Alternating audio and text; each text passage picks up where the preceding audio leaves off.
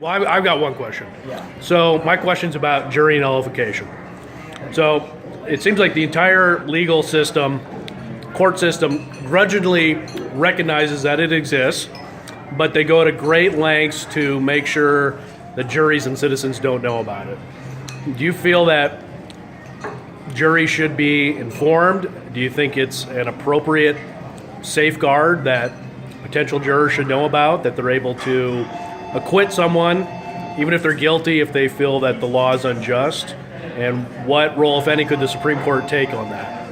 Well, here's the concern I have about jury nullification. It's two things. So let's say there is a law that is unjust, that we think is not a fair law. When you have jury nullification, the defendant A may get off, while the defendant B will not, because they have two different juries, just as random on who is their jury. And the second issue that I have with it is that it leaves in place an unjust law. That law doesn't get corrected because a particular jury did it in a single case. Really, the people need to change that law. It needs to come up to the legislature, and it won't do that if you have, kind of the safety valve that lets off the steam, but only in a particular case and only for one individual who happened to get the right jury. Okay. And then I have another question.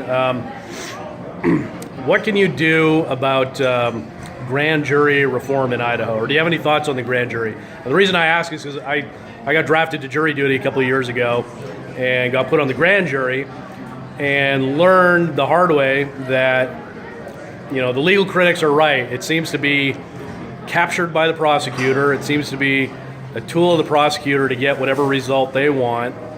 And they actually kicked me off because I exposed that they were breaking the rules. So the grand jury isn't in the, it's in the Idaho Constitution. It says indictments can either be by grand jury or by the prosecutor filing it. Should we try to bolster the grand jury in Idaho? Again, that's one of those policy issues that was set into our Constitution. As a justice, I don't have to apply that. I was a prosecutor, and I defended people charged with crimes, including through a grand jury system where the defense attorney isn't allowed to be there. The prosecutor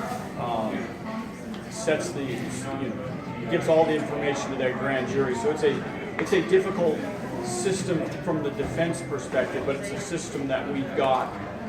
And it wouldn't be my place to change it by decision. People are going to have to change that if that's what they're going to do. Okay. And then I guess my last question is, so it's always difficult in these races because candidates for judicial office almost can't take positions on anything because it might come in front of them. So I'm always trying to think of, what's a question that you could actually ask that you might get an answer to? And so I notice in a lot of judicial decisions where the law isn't clear, the courts have to balance between the right of the citizens versus the efficiency of government. And those two, they're often in competition with each other. I mean, the stronger the government is, the weaker citizens' rights are, and vice versa. So if there was a case where the law is undecided, but it's basically coming down to, are you going to stand up for efficiency